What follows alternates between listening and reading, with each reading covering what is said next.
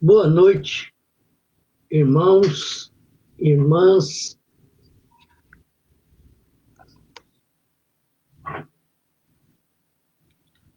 Boa noite ao Núcleo de Estudos Espíritas Caibar Schutel,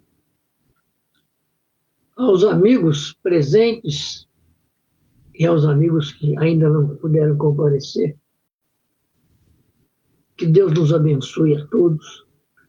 Vamos elevando o nosso pensamento ao Criador, agradecidos pela oportunidade. Pai nosso que estais nos céus, santificado seja o vosso nome. Venha a nós o vosso reino, e seja feita a vossa vontade, assim na terra como nos céus. O pão nosso de cada dia dai-nos hoje. Perdoa-nos, Pai, as nossas dívidas, na medida em que nós aprendamos a perdoar as dívidas do próximo. E não nos deixeis cair em tentação, mas livrai-nos de todo mal, porque teu é o reino, o poder e a glória por todos sempre. Assim, Jesus, agradecendo aos nossos tutores, aos nossos protetores, agradecendo a direção do Núcleo de Estudos Espíritas, nós damos por aberto o nosso aprendizado nessa noite.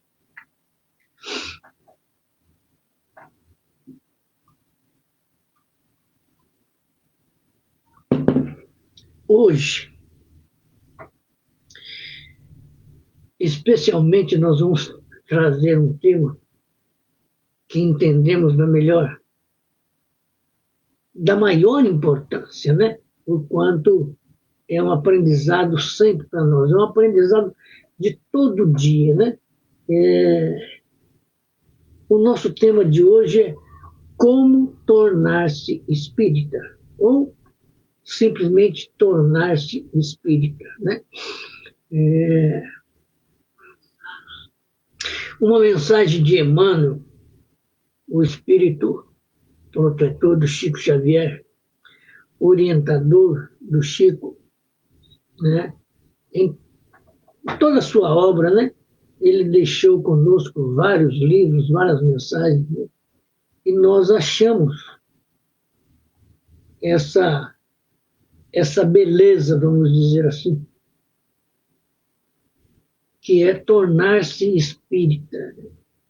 Porque normalmente nós vamos à casa espírita por algum motivo.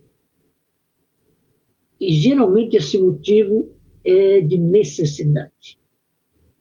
E aí gostamos, criamos um laço. E começamos timidamente a frequentar a casa porque recebemos alguns benefícios, recebemos passe, água fluida, recebemos bênçãos, percebemos coisas, sentimos coisas, e aquela agonia que nós levamos, aquela aflição que nós levamos, ela vai diminuindo, né? Boa noite, irmão, tudo bem contigo? E começamos a entender, ainda que superficialmente, ou de modo raso, o que é a casa espírita, o que é que ela pode nos oferecer, né? Aí a Sueli nos convidou e nós achamos essa beleza aqui do Emmanuel, né? Que é tornar-se espírita, né? Boa noite, Su, tudo bem contigo? Já estou aqui falando de ti já. Tornar-se espírita, segundo a concepção do Emmanuel, não é santificar-se automaticamente. Não significa privilégio e nem expressa cárcere interior. Ou seja, tornar-se espírita é um processo. Não é pelas primeiras vezes que nós vamos na casa espírita, e às vezes essas primeiras vezes demoram anos, né? Porque nós nos deixamos abraçar pela timidez, pela vergonha, e às vezes até porque não sabemos isso, não sabemos aquilo, mas não lançamos mão da coragem de entender que chegar à casa espírita é uma oportunidade valiosa para quem veio do mundo espiritual carregado de problemas, carregado como é que se diz, de deficiências, né? Que a casa espírita, que o espiritismo, que o estudo da doutrina espírita vai nos ajudar a eliminar esses problemas, né? Então, muito obrigado. Tornar-se espírita é uma oportunidade de libertação da alma. Então, observa, na medida que nós vamos falando aqui, nós vamos observando a profundidade, o envolvimento, a abrangência dessa expressão do Emmanuel. Tornar-se espírita. Como a gente já disse, é um processo. E é uma oportunidade de libertação da alma com responsabilidades maiores ante as leis da criação. E Emmanuel faz uma colocação aqui sensacional. Tornar-se espírita é reencarnar-se moralmente dentro da própria vida humana. Por que o Emmanuel nos coloca essa posição, essa reflexão, esse pensamento de tamanha profundidade? Porque nós saímos do mundo espiritual, né, não sabemos quanto de problemas, não sabemos quanto de possibilidades, não sabemos quanto de experiência e qual é o grau de sensibilidade mediúnica que nós trazemos. E onde ele interfere na nossa vida.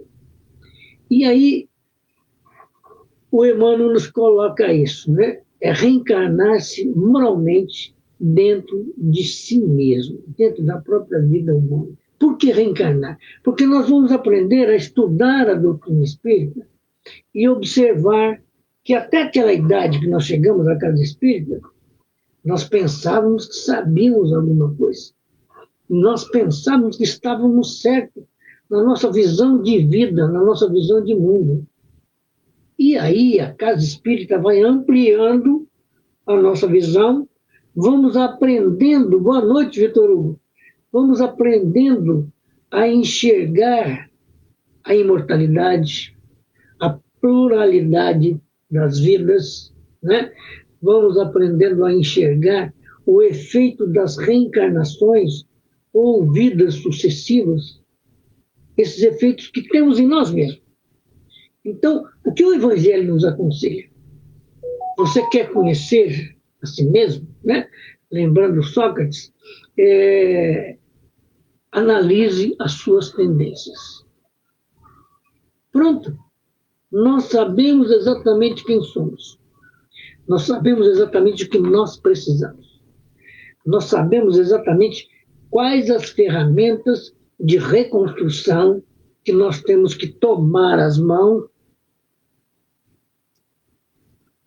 para reconstruir a nós mesmos.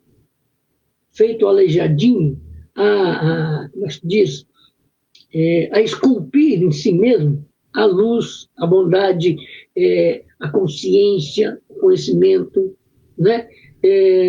Então, isso é reencarnar-se de novo na sua própria vida humana. E são coisas que, às vezes, a casa espírita também não nos oferece essa visão. Porque o pessoal fica lá naquela história de leitura de evangelho. Não que não seja importante, é importantíssimo. Mas se nós temos 5 obras de estudo, por que estudamos uma só? Se uma é complemento da outra, se uma é base da outra, se uma explica a outra, né? E com tudo isso, o que acontece? A Gênesis nos mostra a estrutura científica do perispírito, do próprio espírito, né? As consequências da mediunidade nós vamos enxergar no Livro dos Médiuns, né? A estrutura, a sensibilidade, a gradação ou graduação dessa nossa sensibilidade, né? A filosofia, né, que o Livro dos Espíritos nos oferece é coisa grandiosa. E aí nós vamos o quê? Reencarnando em nós mesmos, descobrindo possibilidades espíritas e espirituais gravadas em nossa consciência e arquivadas no perispírito da gente, e vamos descobrindo, e vamos nos tornando, inclusive, felizes, desde que o aprendizado na casa espírita não nos leve a aspectos de magia. Magia não no sentido do ritual em si, magia do encantamento. Muita gente, o Kardec coloca isso em Obras Póstumas, que muita gente quer saber se foi rei no passado, se era um grande cientista, né? Um filósofo. Não. Ninguém quer saber se era um bom sapateiro, se era a simplicidade, se era a humildade. E veja bem, entre ser um rei e ter humildade, qual é o maior valor? O valor que nós podemos expressar em toda a nossa eternidade. Porque o reinado é de Jesus, não é nosso. Até chegarmos à condição de Jesus, vai alguns milênios aí pela frente, né? Desde que bem utilizados por nós, né? Então, quando a gente vai descobrindo essas coisas, nós vamos mudando opinião, nós vamos mudando a nossa cultura, ela vai tornando-se eterna, imortal.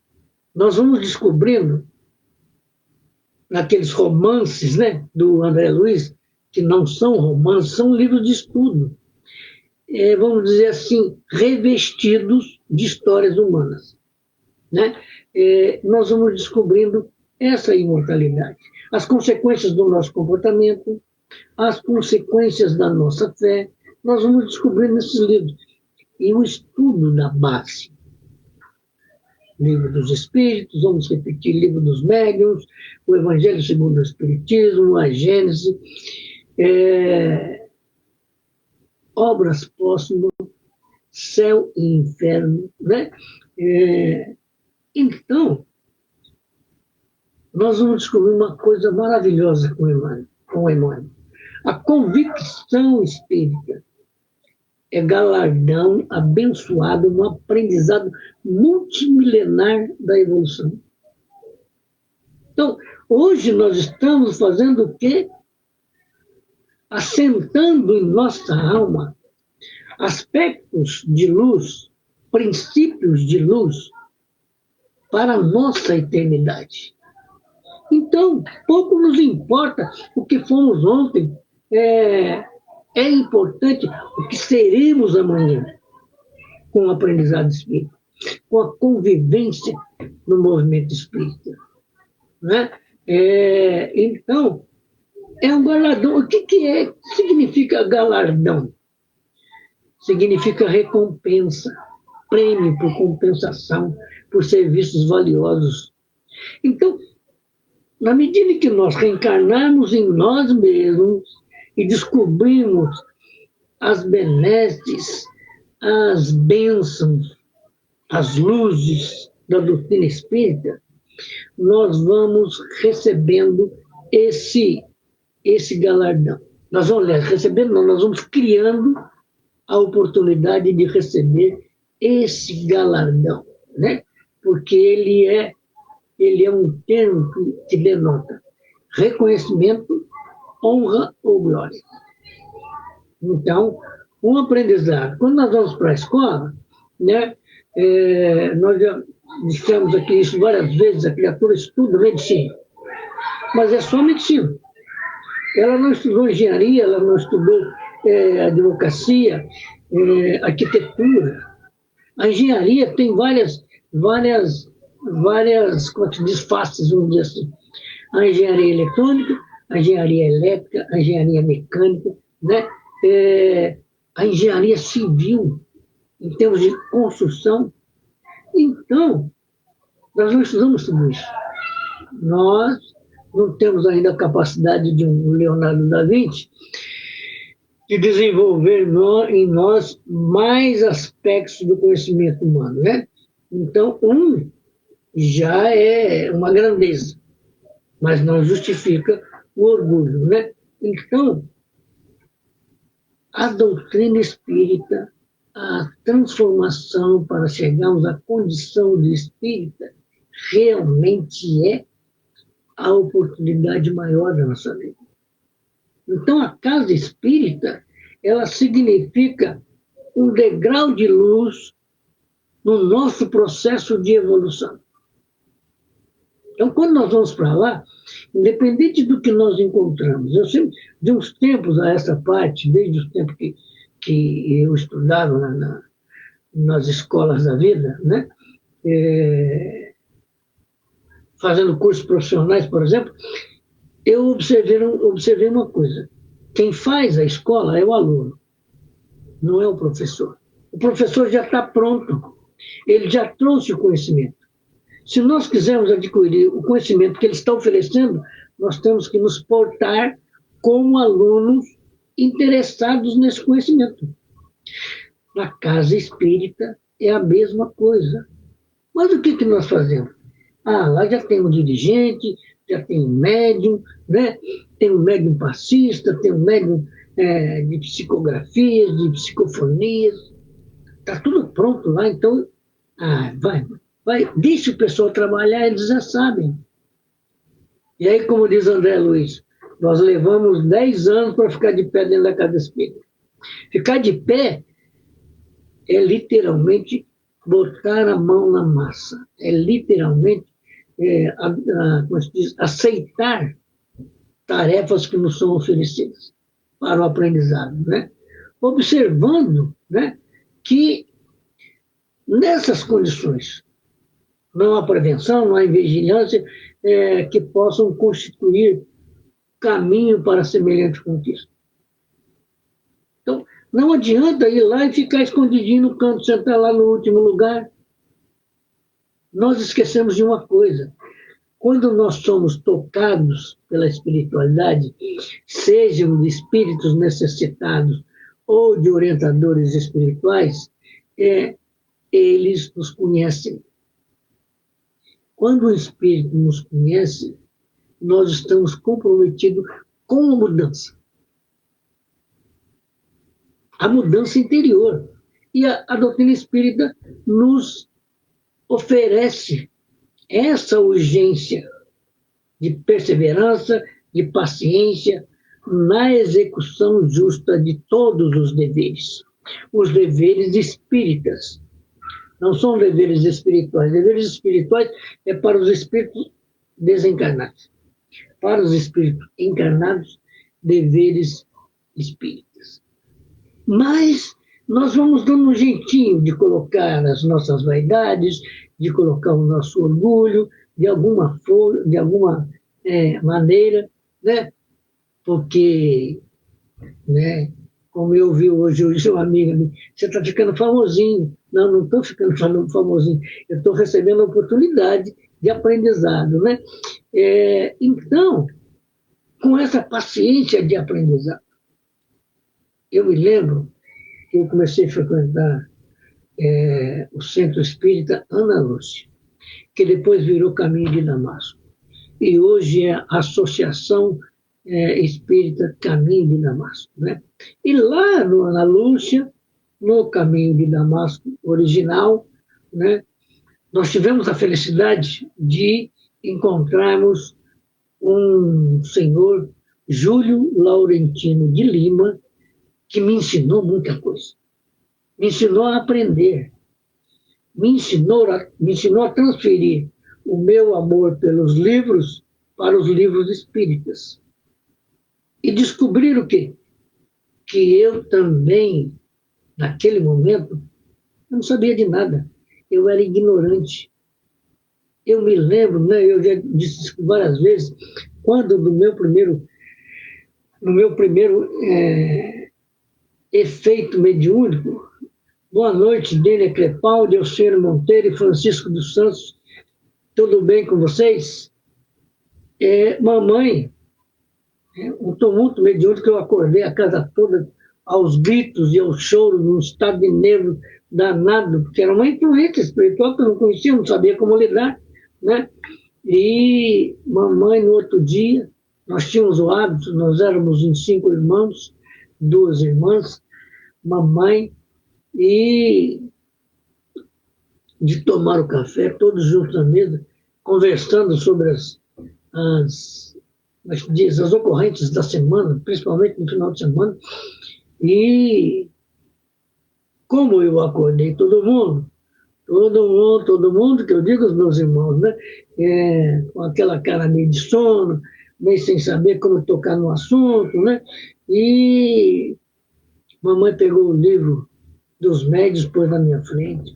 Seu pai estudava muito isso aqui, né? Depois eu vim descobrir que realmente ele estudava muito o espiritismo, né? E então observa, quando eu cheguei na casa espírita, eu estou cru, literalmente cru, né? E ainda não estou cozido não, tem muito tempo para assar minha batata, né? Então, tornar-se espírita é um processo de aprendizado, um processo de compreensão, um processo de leituras e raciocínios e pensamentos e discussões doutrinárias, até que nós assimilemos essas informações, se não todas, mas gradualmente, para entendermos que nós estamos numa universidade espiritual. Então, às vezes a criatura não fez nem o curso primário direito, né? No meu tempo era curso primário, admissão ao ginásio, depois científico, depois da faculdade. E a criatura não tem quase nada de leitura, como se dizia antigamente, né? Mas, se ele se apegar aos livros e procurar entender, e fizer diálogos, discussões doutrinárias dentro da casa espírita, o cérebro vai ampliando, vai aprendendo, né? Eu me lembro, a Sueli deve se lembrar disso, nós fomos na colônia do Santo Ângelo, lá em Judaiapeba, em Mogi das Cruzes, e o Maneco tinha um conhecimento espírita que me deixou abestalhado, como diz o pessoal, me deixou assim, caramba, a criatura deficiente visual, isolada do mundo lá numa colônia de Hansenianos, mas ele dizia para mim, Ademar, escuta Boa Nova todo dia. Então, ele está escutando oradores, está escutando orações, temas, e aí, o que ele fez? Nós íamos estudar com ele. Sabe, todas as vezes que a gente ia lá, tinha que ter uma reuniãozinha de estudo com o Maneco, com seus domingos, né? E outros que já tinham um sentido espiritual da vida, né? E aí eu falei, caramba, eu preciso estudar muito. Eu não sei de quase nada, né? Então, é por isso que é preciso o quê? Uma urgência de sustentar a perseverança e a paciência no aprendizado, na execução justa de todas as tarefas, né? Mas nem sempre a gente age assim de maneira simples, objetiva, sem prestar atenção nos outros, né? Normalmente a gente fica prestando atenção nos outros. Exatamente isso. Um doce de criatura, uma sensibilidade incrível, um conhecimento incrível, né? E então, veja, quando a gente chega na casa espírita, nos primeiros tempos, A gente ouve um orador, ouve outro, né? Um estudo dentro da casa. Nossa, fulano que devia ouvir isso. Ciclano devia estar aqui. Não. Quem devia estar ali era eu mesmo. Era qualquer um que chegou. Não o que ficou em casa. O que ficou em casa, às vezes, não está nem preparado para isso. Mas o espírito de pipoca e sofá, né? Senta lá no sofá, pega um livro, geralmente é um romance, e acha que resolveu o destino, né? E discute coisas espíritas assim, sem bases científicas, sem bases filosóficas, mas vai discutir. Mas na casa espírita não vai, por quê? Porque na casa espírita tem tarefa para fazer. Na casa espírita tem, como se diz, tornar-se um palestrante, um expositor, na minha época era expositor, né? E aí o pessoal falava, Ademar, vai em tal lugar, leva tal tema. Vai em outro, vai na casa espírita X, na casa espírita Y, e assim por diante. E isso é que nos leva ao aprendizado. Por isso, a perseverança e a paciência. A paciência de perceber que os meus defeitos, nossos defeitos, podem interferir em muita coisa, né? Então é preciso mudar. Mas Emmanuel nos dá um conselho sensacional.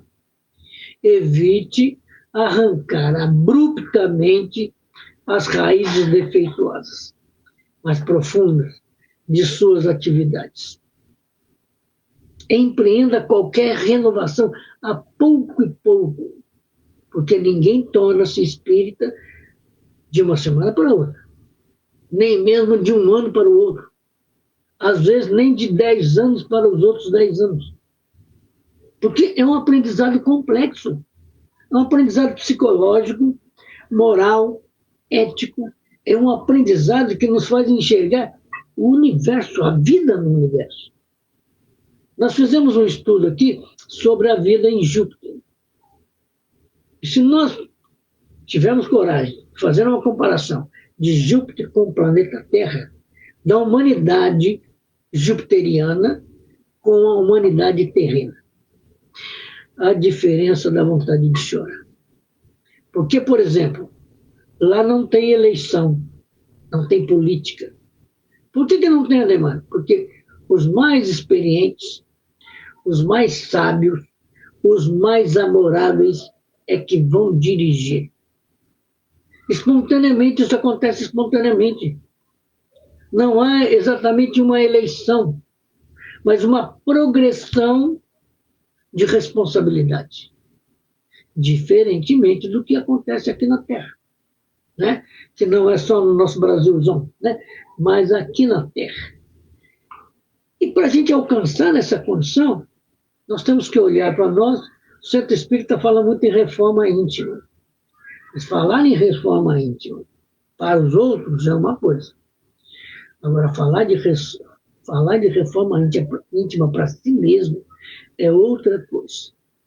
Porque nós vamos tropeçar nas pedras do orgulho, das vaidades, do egoísmo, né? Das deficiências morais que nós carregamos em nós mesmos.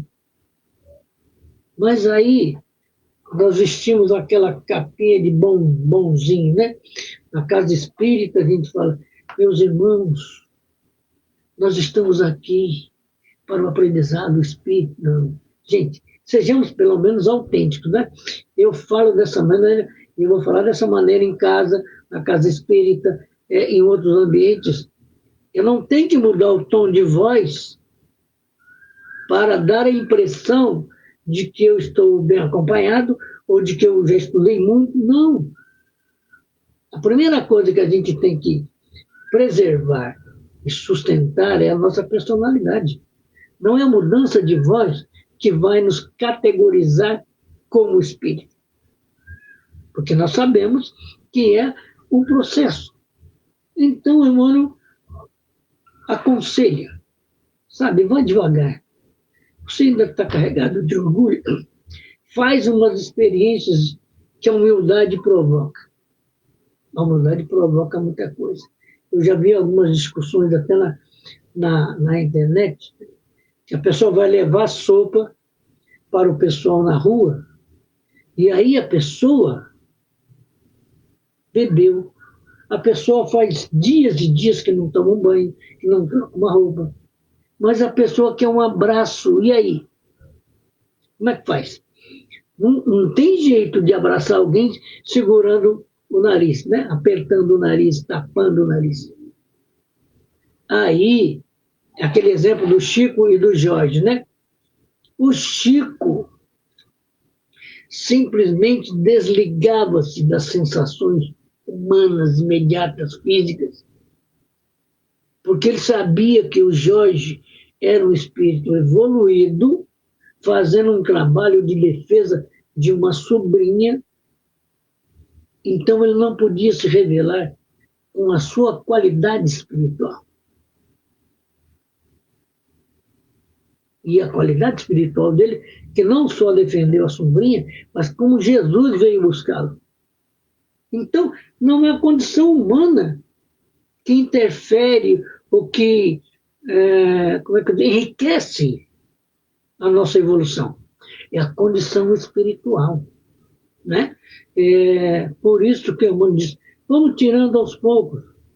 Hoje dá uma parada nas arestas, né? Do orgulho, do egoísmo, né? Das vaidades. Amanhã tira mais um pouco. Né? Esse amanhã não precisa ser exatamente, hoje é dia 1º de julho, não precisa ser exatamente dia 2. Mais um tempo. Porque quando a gente diminui o orgulho, a humildade começa a incomodar. Tem esse processo. A humildade começa a incomodar, porque o orgulho é um vício espiritual muito forte.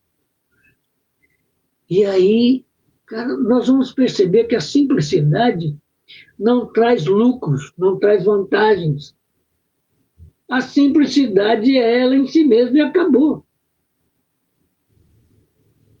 Mas o orgulho, eu visto eu levanto o pescoço, né? Eu fico olhando por cima, como se isso resolvesse alguma coisa, né? E agora, eu vou tirar aos poucos. Que humildade é a raiz muito sensível. Ela vai gerar uma planta de luz, de mais sensibilidade ainda. Qualquer tempestade é capaz de abalar essa humildade, de trazer de volta o impulso do desequilíbrio de novo. Então, o conselho do Emmanuel é sensacional. Vamos aos poucos mudando essas emoções ainda desencontradas, esses sentimentos ainda desalinhados com a doutrina espírita. Né? Então, ele diz assim, contenha, em termos de doutrina espírita, que é exatamente, simplicidade é o simples, né? Contenha os ímpetos de defesa intempestiva das suas ideias novas. Sedimente primeiro os próprios conhecimentos. Porque é normal alguém falar para você, toma cuidado com o livre-arbítrio. Você vai se condenar pelo livre-arbítrio. Você pode estar construindo alguma coisa no umbral para você, por causa desse comportamento, por causa daquele comportamento. Sabe, isso não é ser espírita. Isso é pegar os vícios antigos e tentar aplicar no movimento espírita, que não agrada e não constrói nada. Né? Por isso que o irmão diz, a gente vai adquirindo ideias novas, o espiritismo nos traz na reflexão, nas discussões, e já começamos a achar que podemos orientar, podemos, como se diz, trazer conhecimento que a pessoa não sabe. Não é assim, sabe? A simplicidade é algo que vai acontecer num gesto simples, num olhar, em palavras calmas, tranquilas, né? Mas iluminadas pelo Kardec, iluminadas por Jesus, iluminadas por espíritos do nível de de Emmanuel, de Vitor Hugo, né? Entre outros, o André Luiz, entre outros. Eu me lembro que houve um momento aqui na Vila Formosa que o pessoal punha em questionamento os livros do André Luiz. Sabe, é uma coisa que a gente... Maria Gomes, boa noite. É uma coisa que a gente precisa aprender a se conter, como o próprio Emmanuel nos diz aqui,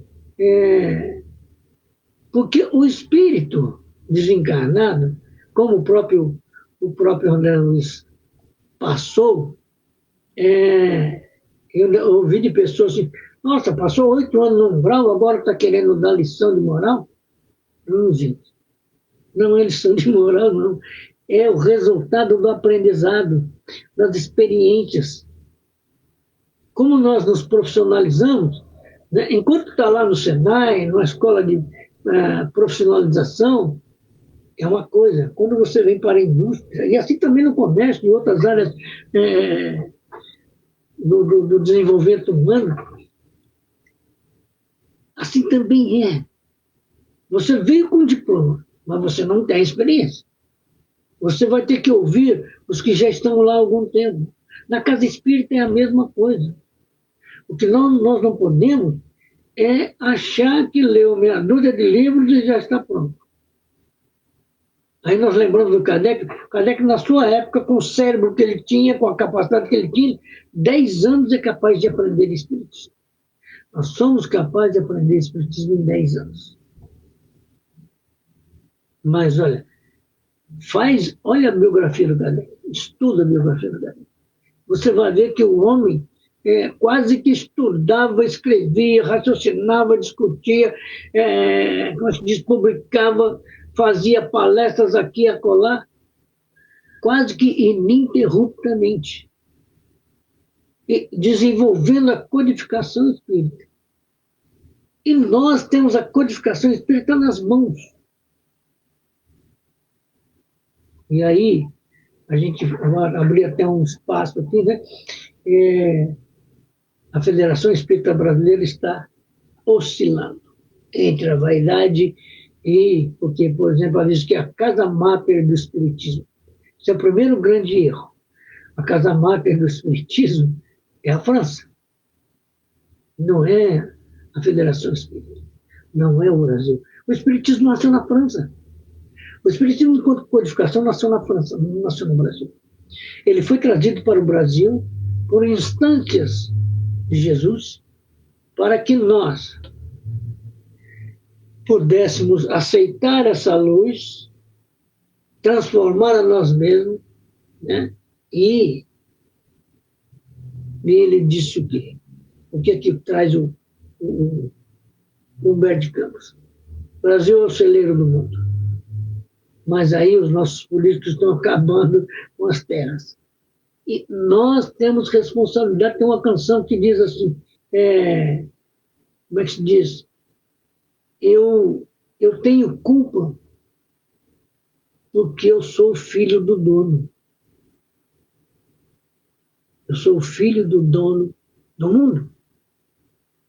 Eu não sou o dono do mundo, eu sou o filho do dono. Então, tudo que acontece aqui, eu tenho uma parcela de culpa. O que acontece de bom é uma ponta de felicidade. Por isso que a gente tem que ir aos poucos. A gente vai abrindo o entendimento. Mas isso não nos dá o direito de sair por aí querendo dar aulas, né? Querendo mudar a vida das pessoas. A primeira vida que a gente tem que mudar é a nossa mesmo, né? Então, veja bem, por isso que ele diz, para a gente conter os impulsos, né? Os ímpetos de defesa intempestiva das ideias nossas. Que nós temos que sedimentar. O que é sedimentar? É colocar camada sobre camada do aprendizado para que esse aprendizado se transforme no conhecimento que nós precisamos. Então, nós vamos estudar o Evangelho, é a primeira camada. Vamos estudar o Livro dos Espíritos, aliás, o Livro dos Espíritos é o primeiro, né? E a primeira camada. O Evangelho é a segunda, o Livro dos Médiuns, a gente, nós estamos fazendo uma montanha de luz para, como se diz, criarmos condições de entender a vida. Não é simplesmente entender as pessoas, entender a vida, as leis divinas e naturais. Como é que nós vamos explicar as leis divinas e naturais se carregamos em nós ainda o orgulho e a vaidade e o egoísmo, né? Por isso que nós temos que graduar, segundo as palavras de Emmanuel, a intensidade da luz que qualquer um de nós pode vislumbrar, na medida em que estuda, para que os nossos olhos não sejam acometidos pela cegueira do fanatismo. Olha, presta atenção nessas palavras que são contundentes, mas são a realidade de um planeta de prova e de expiação. Existe a possibilidade, sim, de nos tornarmos fanáticos. É só interpretarmos alguma coisa estranha, aí eu tenho uma missão, a minha missão mediúnica. E aí eu começo a trazer espírito, tudo quanto é lado da minha imaginação.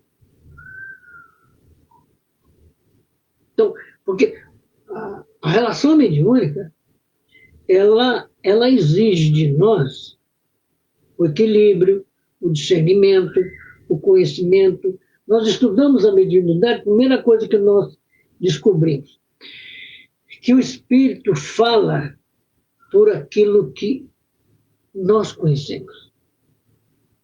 Mas os espíritos no mundo espiritual não usam palavras.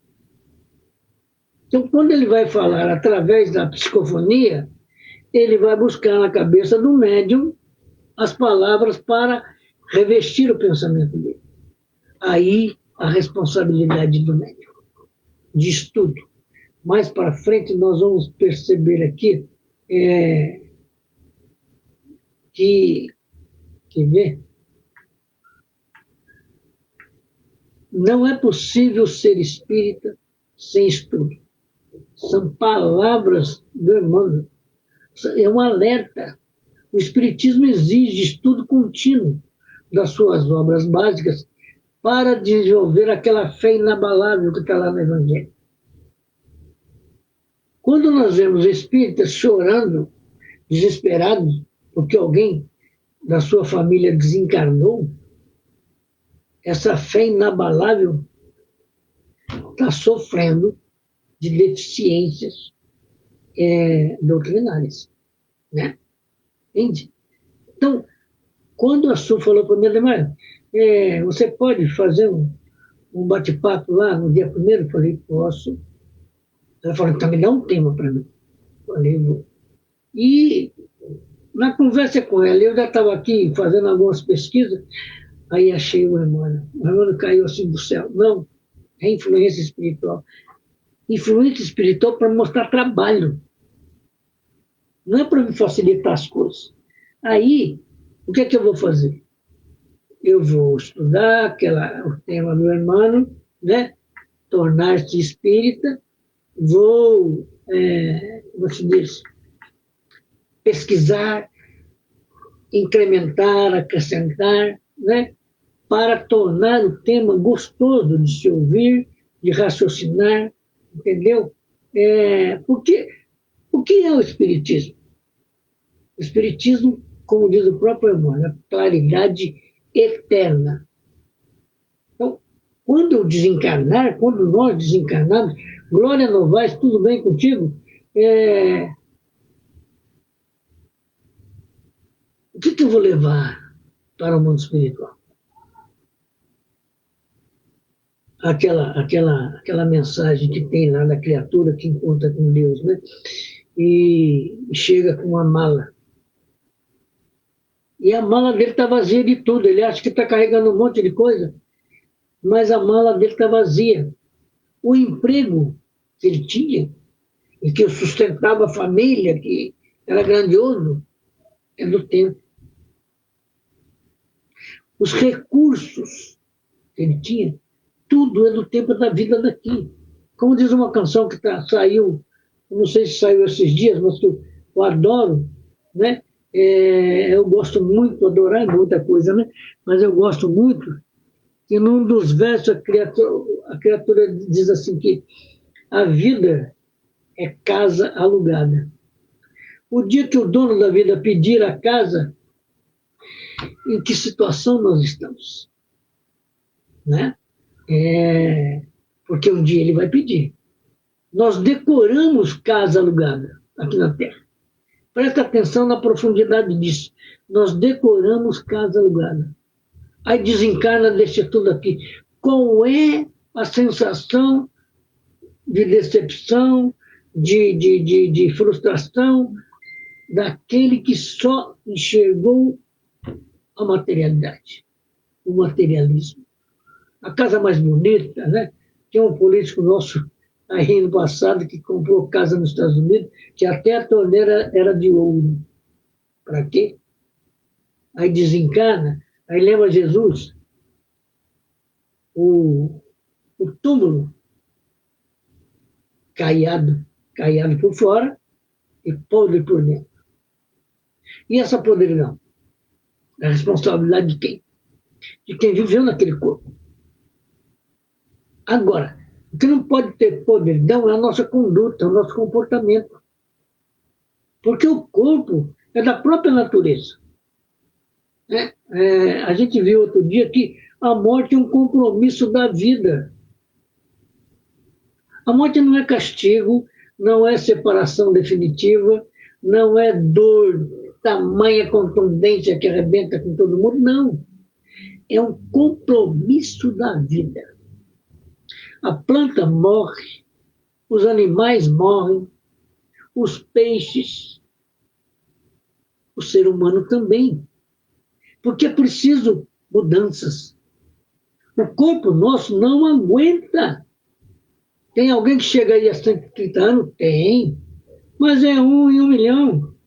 Não é uma população, não é uma cidade, não é um estado, não é um país que todos chegam a 130 anos.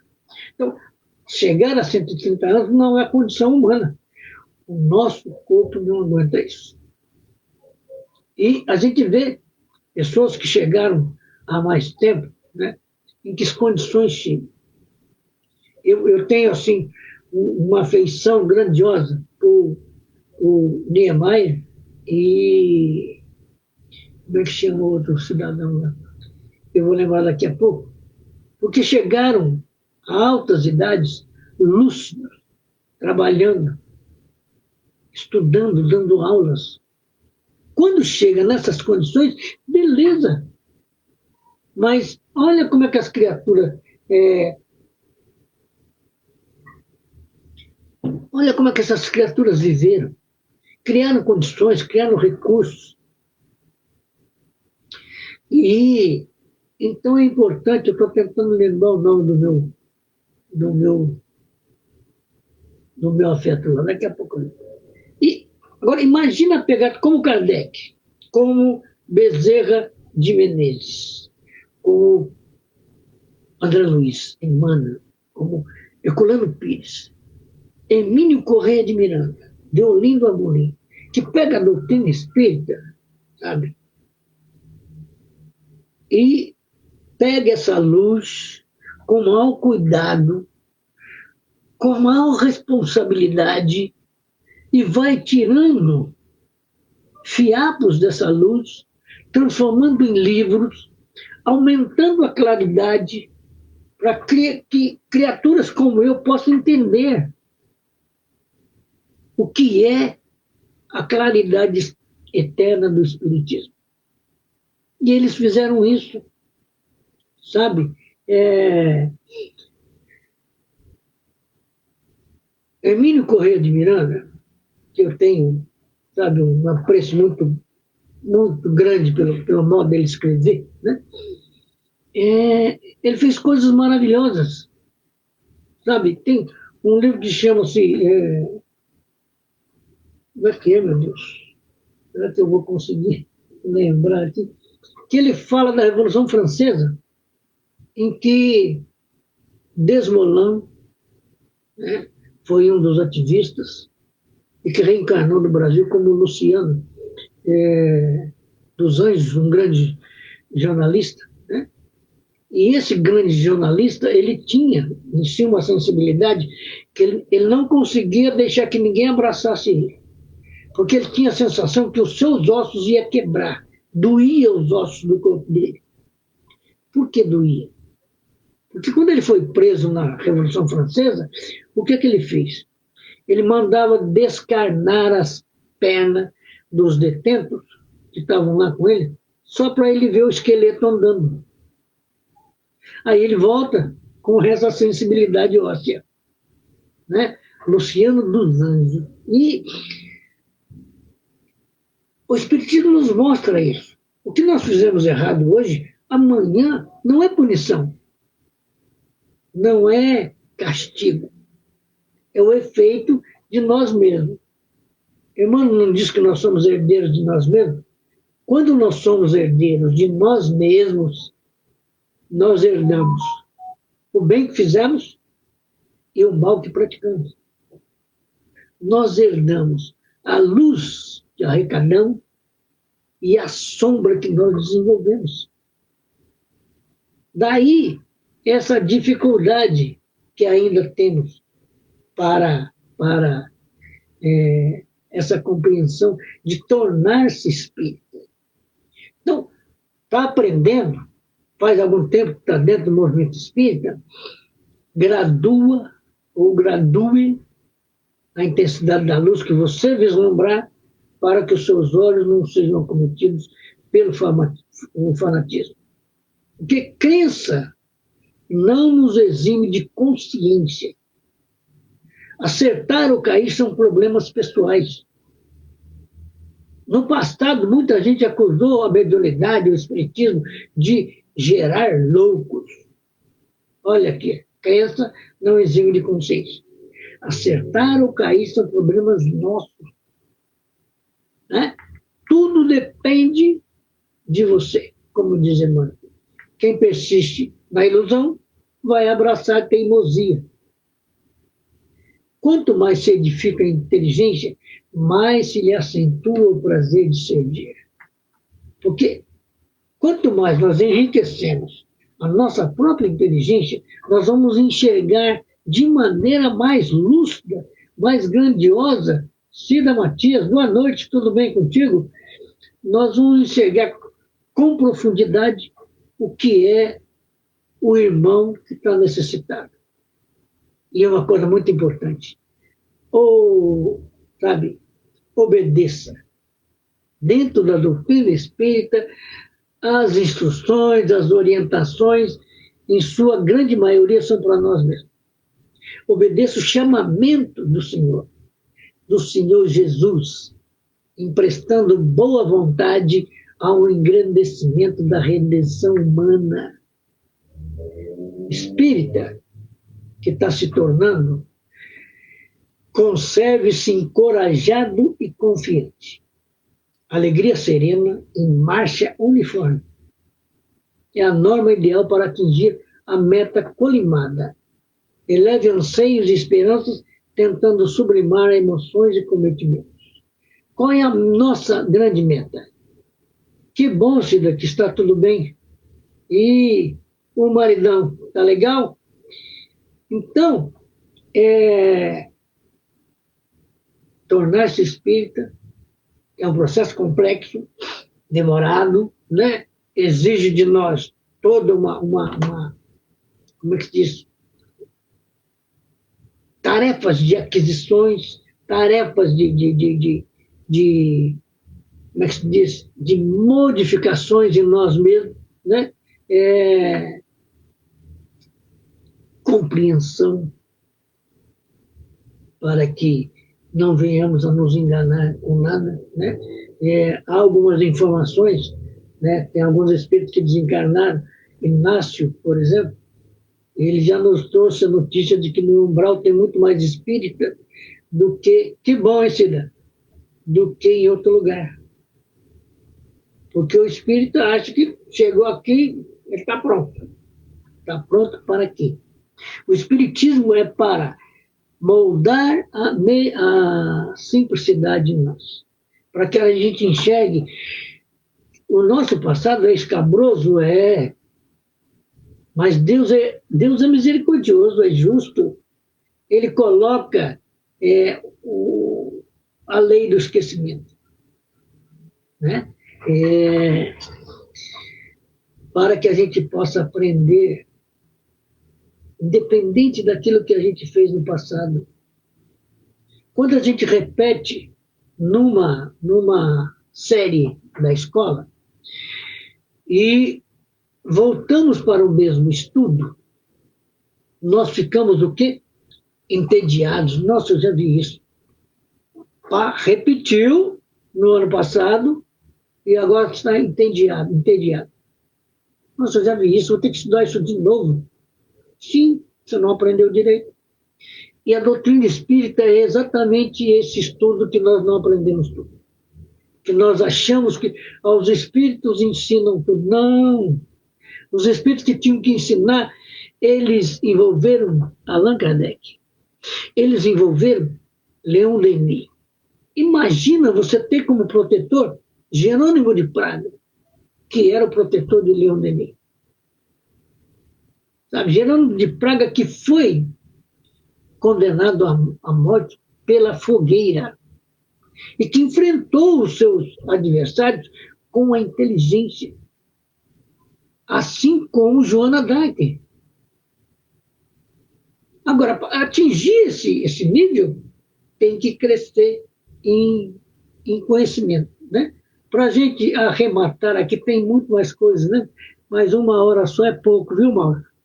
Acima de tudo, consolide no coração a certeza de que revelação maior é aquela que nos preceitua o dever de procurar com Jesus a nossa libertação do mal que existe em nós, né? Então, tornar-se espírita é demoroso, é trabalhoso, né? Demoroso sou eu que inventei agora, é demorado, é trabalhoso, é complexo, os resultados parecem escorrer pelo vão dos dedos, né? Porque às vezes vai numa casa espírita fazer uma palestra sensacional, todo mundo gosta. Sai de lá, na primeira esquina é incomodado por alguém, pronto. Aí já vem o desequilíbrio montando o cavalo, né? Mas na medida em que nós tomamos consciência que não é possível ser espírita sem estudo, nós vamos observar o resultado do estudo na nossa vida, né? Então, meus irmãos, nós alcançamos aqui a 2 minutos do final. Vamos agradecer a todos que estiveram conosco aqui, né? Muito obrigado, Su. Eu que agradeço você por me ajudar nessa caminhada, né? Abrir o nosso coração agora, agradecidos a Jesus, né? Eu vi um artigo no passado que dizia que Jesus era peripatético. E as pessoas achavam ruim, como peripatético, porque associam patético com pateta. E peripatético é apenas aquele que ensina em movimento. E era o que Jesus fazia. E é o que Jesus continua fazendo. Ensinando em movimento. Quantas casas espíritas tem no Brasil? Quantas casas espíritas tem na Europa, aqui na América do Sul, de maneira geral? E o movimento espírita vai em movimento. O aprendizado espírita está em movimento, por ordem e comando de Jesus. Então, o que nós temos que fazer é isso. Aprender que segundo o Espiritismo, tornar-se espírita não é um processo burocrático ou apenas uma formalidade religiosa. A doutrina codificada por Kardec ensina que é um compromisso contínuo de oração, de transformação moral irracional. Irracional. Né? Então, agradecidos por mais essa oportunidade e levemos o nosso pensamento ao alto, vibrarmos especificamente por Hélio Costa Milan, que desencarnou hoje num acidente de moto, para que ele possa compreender a partir disso, né, que a vida continua, né, que esse irmão possa receber do alto e, com certeza, receber todos os cuidados necessários a essa mudança. Né? Vibrarmos, principalmente por esse momento em que a humanidade se reúne em torno de uma competição de futebol. Para que a emissão de pensamentos, de emoções, que a troca de experiência entre os países sejam sempre canalizadas pela fraternidade, pelo entendimento da universalidade da vida.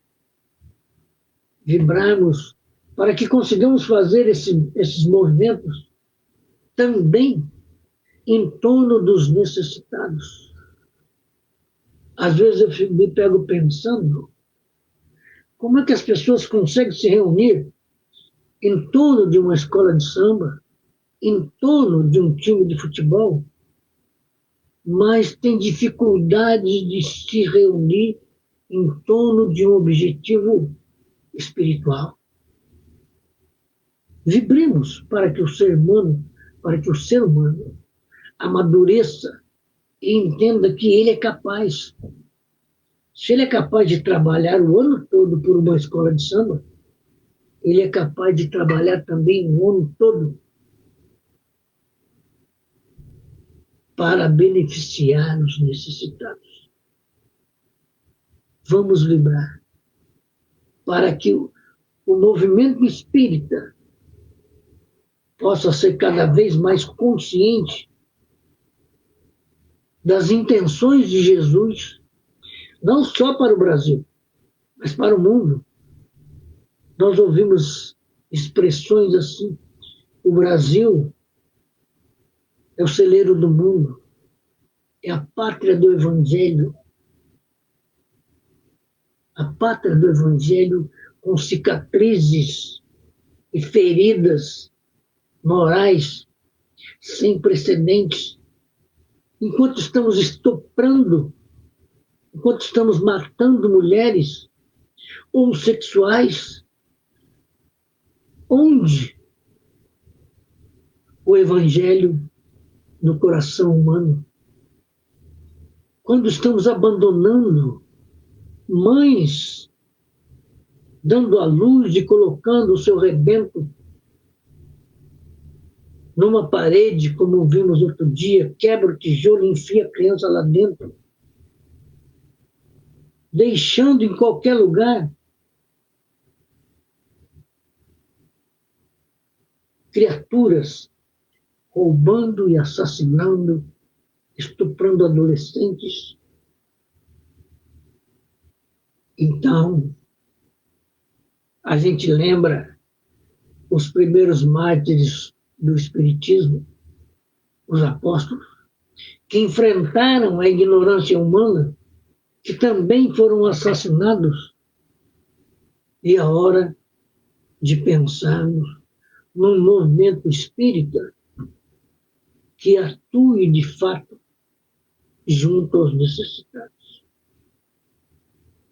Que também temos que trazer a orientação a espíritos que desencarnam com dificuldades de entendimento, de compreensão, de cultura, de conhecimento, que carregam daqui para o mundo espiritual ódios, desentendimentos, ressentimentos, que é preciso que nós aqui, na Casa Espírita, no movimento espírita, tenhamos consciência disso E não apenas fiquemos pedindo a Jesus que proteja esse, proteja aquele, ilumine o outro, cure aquele acolá. E nós, o que estamos fazendo? Que Deus nos abençoe, mas que também nos dê coragem para nos tornarmos espíritas atuantes, vivos, cientes de que amanhã estaremos no mundo espiritual carregando o bem que fizemos, o mal que não praticamos e os defeitos que nós não conseguimos extinguir. Elevemos o pensamento com Cristo, para encerrarmos com carinho o nosso aprendizado de hoje. Pai nosso que estais nos céus, santificado seja o vosso nome. Venha a nós o vosso reino, e seja feita a vossa vontade, assim na terra como nos céus. O pão nosso de cada dia dai-nos hoje. Perdoa-nos, Jesus, as nossas dívidas, em medidas iguais a que perdoamos as dívidas do próximo. E não nos deixeis cair em tentação, mas livra-nos de todo mal. Porque teu é o reino, o poder e a glória por todo sempre.